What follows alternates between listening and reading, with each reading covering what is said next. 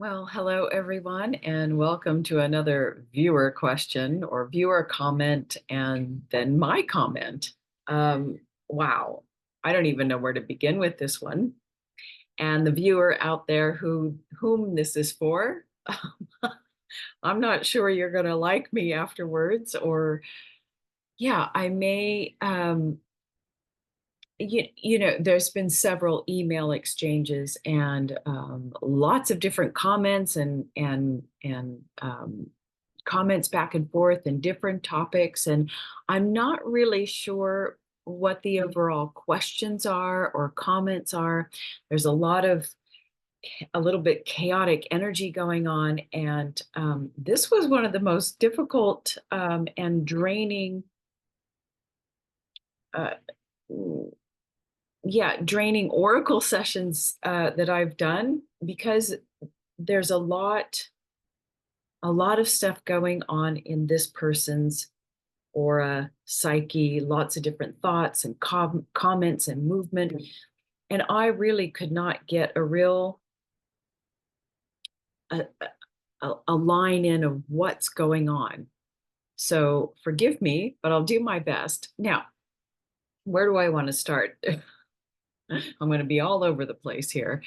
So one of the questions, let me see if I can um, oops, move my screen here. One of the comments that this person was talking about, this person's situation is, it is fairly obvious. I'm not completely sure, but there is some kind of Kundalini activity going on. I do get that there is some kind of release of Kundalini. Um, albeit it's stuck in chakras 1 through 3, and I think highly activating or stuck at trying to press through the third chakra, the solar plexus. Or she hasn't completely released and she's moving up and down. There's lots of arousals going on. Anyway, there's a lot of something going on, and Kundalini is behind it, but I don't know specifically what's happening. And this person is experiencing what many people experience when they're having a very active Kundalini process that needs to clear a lot of stuff from the subtle body, is this feeling of superhuman strength, vital energy. I myself experienced that, not so much the strength, like physical strength, but this kind of like, oh my God, I feel so huge and empowered. And at the time when Kundalini was very active, particularly after one intense glimpse of the true nature, you just feel superhuman, right? And this is how this person is explaining how they feel, is like their primal Shiva superhuman energy. They feel like their strength. And yes, this is what, when Kundalini is very active, this is what it feels like. And you get this, like, you feel like you're the largest thing in the whole world. You feel completely empowered. Um, yeah, these are momentary. It doesn't last very long. It is momentary stuff, but you feel like, wow, great. And this person's comment is, and what this person is experiencing is, when they're in meditation. So first of all, this person is very dedicated to practices, which I congratulate. Good job. I need to be a little bit more dedicated and focused, but they're really taking care of their body. They work out, and I would say almost a little too much, but that, I think this might be my opinion, although I did kind of get that in the oracle session. working out for an hour or two a day, strength training, and then doing Qigong, and then doing up to 3 hours of meditation with headphones. But doing this in public, which we'll get to in just a second. And during these meditations, experiencing, getting one of the questions was, I feel like I'm reaching pure consciousness and the centerless center. And what I got was, yes, you are. Yes, you are. You are getting there. And of course, when you're there, you're feeling like, wow, I'm like beyond human, superhuman. Yeah, it's amazing, right? So, and this person's eating right for themselves, and yeah, feeling really good physically. So they're already taking care of their physical body, and so they have a lot of strength and vitality. Now, where was I going with this? So one of the questions was, oh yeah, and so what's happening during meditation, and when this person is entering into the central channel, the centerless center, they are experiencing intense kriyas, the back arching, or the neck and the back arching forward, and twisting and yoga postures. And yes, this is the result of Kundalini trying to get past a block. And what it's doing, it is causing several of those pranic bodies. Remember, we have 5 major pranic bodies. And what they're trying to do is Kundalini is trying to move upwards. So it's not directly Kundalini, it's actually the pranic bodies, the vayus that contain all of the energetic nadis or channels, right? And she's trying to move up, and there's all these blocks, energetic blocks in this pranic body. And so I would say this is from samana down. It's including chakras 1, 2, and 3. And she's trying to get past the solar plexus. And these bodies, pranic bodies, have all these blocks, and she's trying to move up. And what's happening is the pranic bodies are twisting and moving, trying to clear energy through those blocked energetic channels. So yes, this is what causes the intense kriyas, and it is intense. And you feel like, oh my God, I have all this strength, but it's like pressure, right? It's the pressure to clear something. Now I've lost my train of thought. Anyway, and this person is saying, I'm doing all of these Shiva superhuman postures, yogic postures, and I feel like, I'm king of the world, so to speak. I've got this Shiva superhuman transformation going on. What is going on? And why do we have, or did we have mostly, so many wimpy, fat, frail gurus in the past, and probably, even now, spiritual teachers who are rather frail, weak, or not so like, where do the superhuman powers go, right?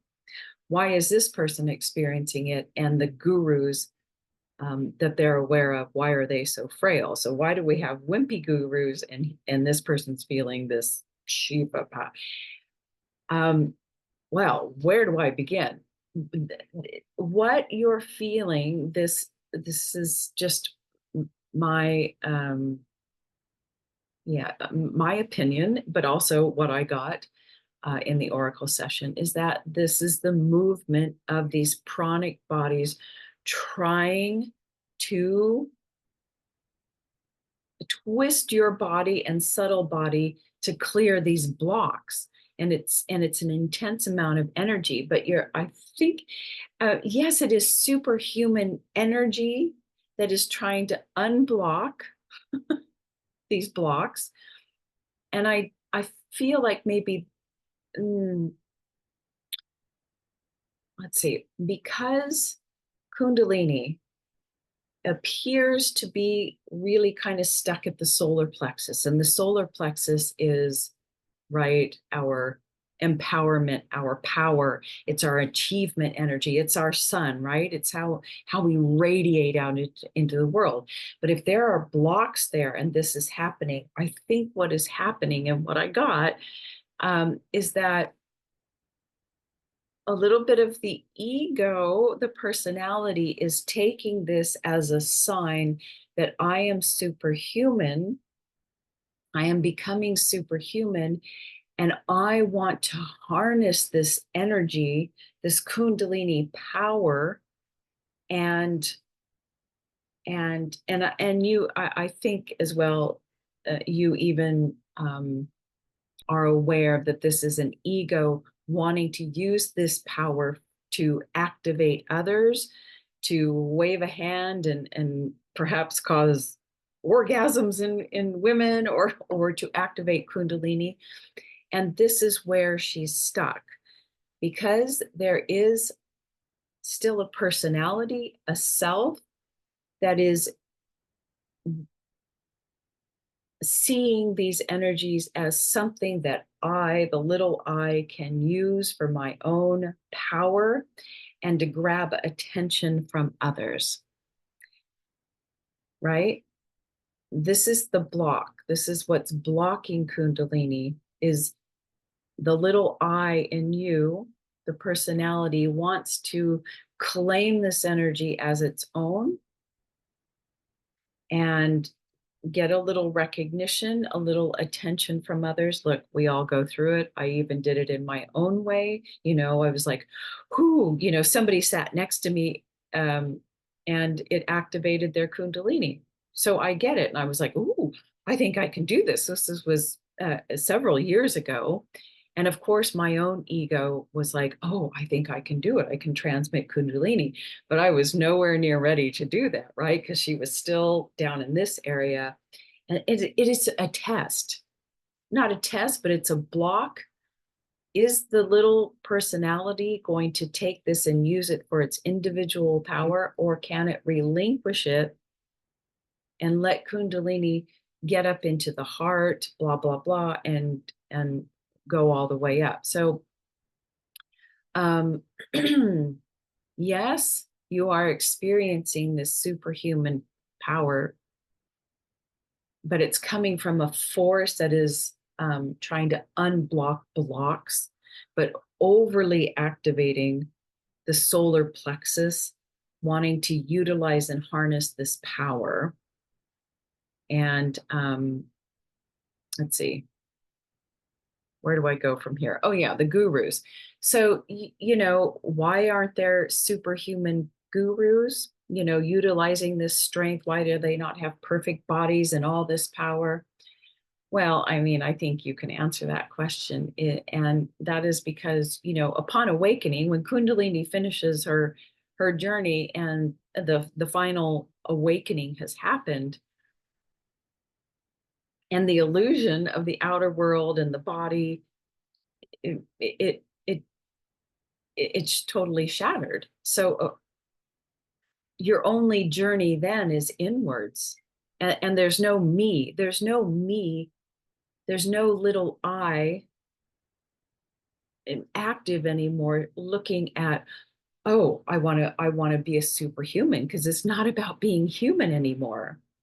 It's recognizing I am not the human, I am not the body, but I am consciousness, pure consciousness and awareness. And so there's no desire, no attachment to attaining anything, because there's no self-reference, right? So, and each person is different, but these famous gurus, all they were interested in was what they were, just pure consciousness, and pure consciousness has no desire, is not the body. So they wouldn't be out there at the gym trying to build up muscles and really utilizing cities and gaining attention, because the only attention they're interested in is awareness. and resting in awareness, because there's no longer a personality, a full personality there wanting to achieve anything.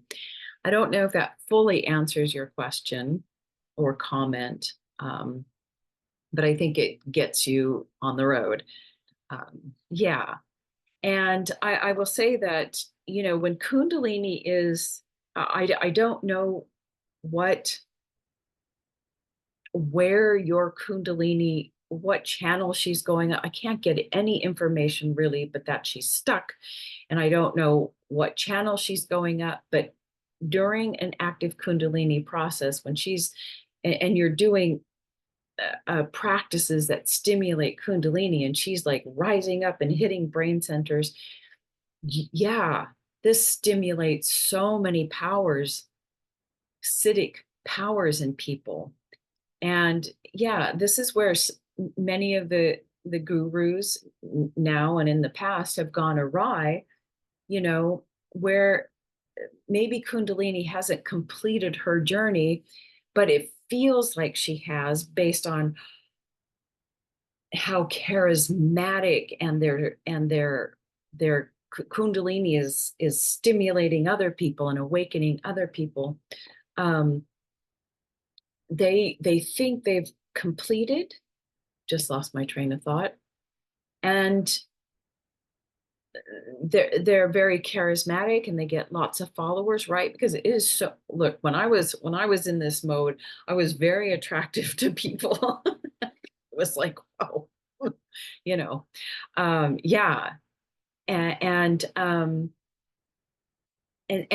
this is where the gurus can get involved in sexual, they think Kundalini is completed, they think their journey is completed, but there's still remnants of the ego that is like, ooh, you're not complete, but you have to finish out some karma as well. And it's just part of their karma. I don't blame them. I don't blame the followers. It's just things that happen. I've lost my train of thought, but this is what happens. Kundalini is diverted, and they get lots of sexual chemistry, and they can't help themselves, and the students can't help, and they go awry. But as far as the frail ones, everything's inwards. They have no attachment to the physical world or the body. Particularly if they're strict Advaita, where they're kind of like, I'm not the body, and they don't. Yeah, they're just resting in pure consciousness, awareness all the time. And yeah, certainly the body's going to be weaker. What else did I want to say? I think that's enough on that.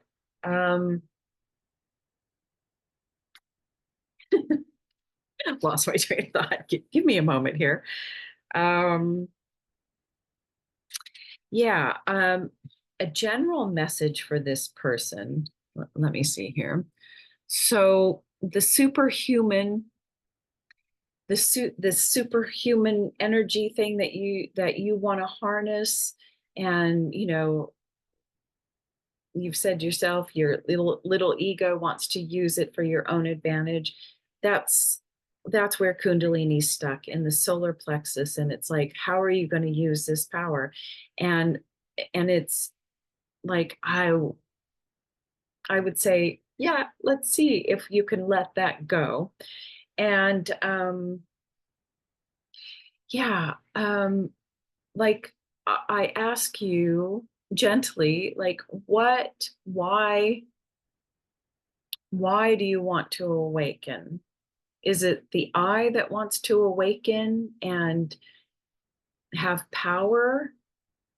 Or is it a true inner calling that your heart, like, what is the motivation for all of this practice? Is it truly because you have a longing in your heart to be one with God, to feel oneness, to completely dismantle this ego because it's not working, you can see the falsity of it?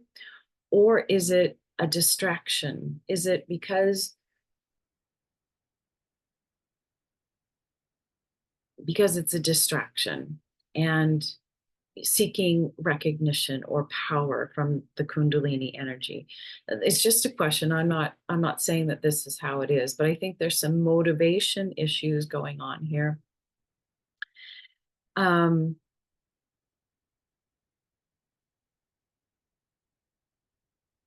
Yeah, let me put this on pause and gather my thoughts for just a moment.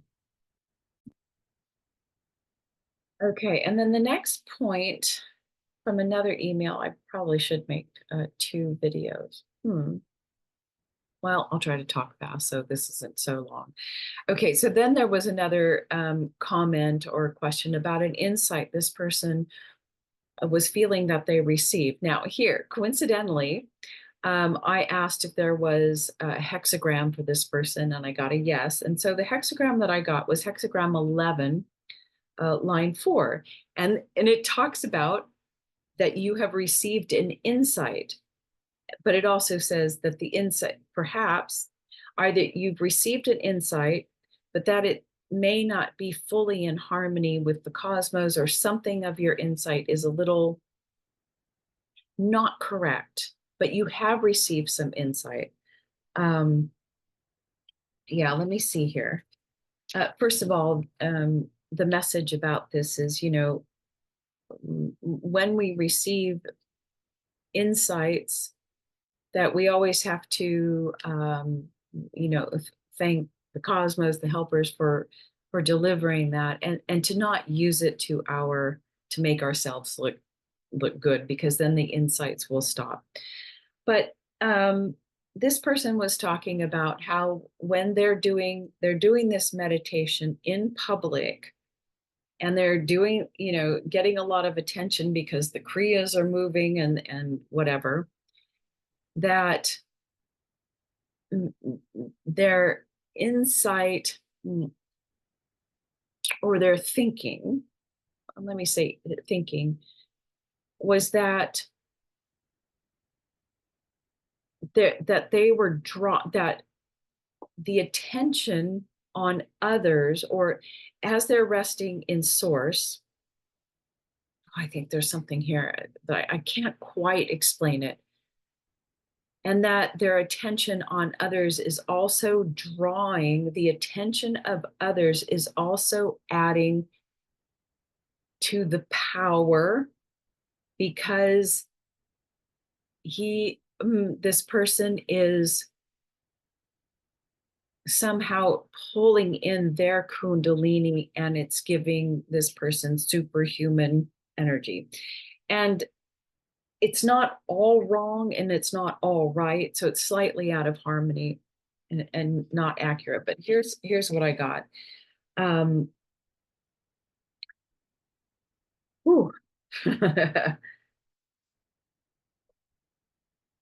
Let's see. So we know that attention is awareness. Let's see. One's spirit equals kundalini. Kundalini equals one's consciousness. Yeah. Yes and yes. So you cannot draw in another person's kundalini or consciousness or spirit. But what you can do, and what I'm getting that is that you are experiencing, is that, when you're around people, we are overlapping in auras, right? But when you're in a meditative state, right, the less your aura expands. And what you are experiencing is the unified field of all of these people. Your aura, it has expanded and perhaps dissolved to the point that you're feeling unity consciousness, and that is very empowering and big. And through attention, you can draw in other people's prana if you wish. However, drawing in others' prana is not good, and you're not supposed to be doing this, but you can siphon off other people's prana for your own vitality. Now, I'm not saying that perhaps you are consciously doing this, but if you are attempting to get attention, it can be in some ways like drawing in other people's prana. I don't know. I don't think you're doing this, but I'm just saying I think that might be what's happening is you've expanded your aura, you are receiving a larger amount of prana and vital life force that is making you feel right? Because we've done it. We've all been in groups and meditated, and all of our auras are overlapping and expanding and dissolving, and we're like one unified field, and we all feel like, oh, we're huge, right? I think that's what's going on here. Um, yeah. Okay.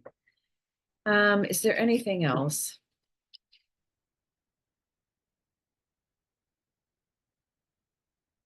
Mm-hmm. You're experiencing unity.